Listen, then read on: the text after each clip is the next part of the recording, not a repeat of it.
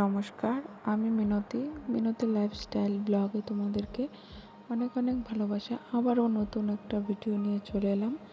এখন বাজে ওই রাত 8টা, আর আমি রুটি বানাবো। মানে অল্প একটু আটা ছিল, আটা নয়, এটা হচ্ছে ময়দা। তো কি রান্না করব সেটাই ভাবছিলাম। নিরামিষ সকালে রান্না করেছি, এখন আবার কি রান্না করব, আবার সকালে কি করব সেটা ভেবেই পারছিলাম না। তারপরে ছেলেকে বললাম রুটি খাবে, রুটি বানাই। ও বললো হ্যাঁ মা রুটি বানাও। ও তো রুটি খেতে ভীষণ ভালোবাসে, প্রতিদিন রুটি বানিয়ে দিলে প্রতিদিনই খাবে। তো অল্প একটু ছিল, তো সেটা দিয়েই বসে গেলাম। এখানে উনুন ধরিয়ে রুটি বানিয়ে দিচ্ছি গরম গরম। আর এখানে বাবু বসে খাচ্ছে সকালের এই যে নিরামিষ তরকারি দিয়ে খাবে। আমি খাবো ওই আম দিয়ে, একটা আম আছে, সেই আম দিয়েই রুটি খাবো অনেক দিন বাদে। তো আম দিয়ে রুটি দিয়ে আমি অত একটা ভালো খাই না, মানে তরকারি হলে ভালো হয় আর কি। তো যাই হোক, এই যে দেখতে পাচ্ছ কোনো রকম করে আর কি বানাচ্ছি রুটি।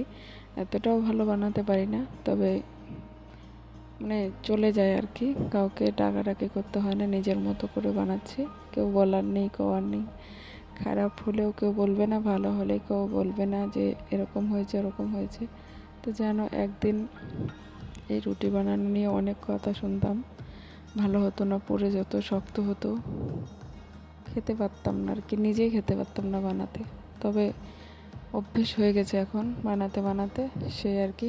তো খাওয়া দাওয়া কমপ্লিট করে চলে এলাম ঘরে। ঘরে এসে যে বসে গেছিলাম কাজে। এই 5 ডজন ব্যাগের পট্টি কেটে ঘরটা ভালো করে ঝাড়ু দিলাম। ঝাড়ু দিয়ে বাবুকে মশারি টানিয়ে দিয়েছি, ও ঘুমিয়ে পড়েছে। আজকে বই পড়েনি, ঘুমাচ্ছিল। আর ভাবছিলাম কত বকাবকি করি সারা দিন ধরে, এখন একদম শান্ত হয়ে ঘুমাচ্ছে, দেখে খুব মায়া লাগে। তো যাই হোক, তোমরা সবাই ভালো থেকো, সুস্থ থেকো। এখন বাজে ওই 9টার মতো, 9:30। ভীষণ ক্লান্ত লাগছে। টাটা সবাইকে, ভালো থেকো, সুস্থ থেকো।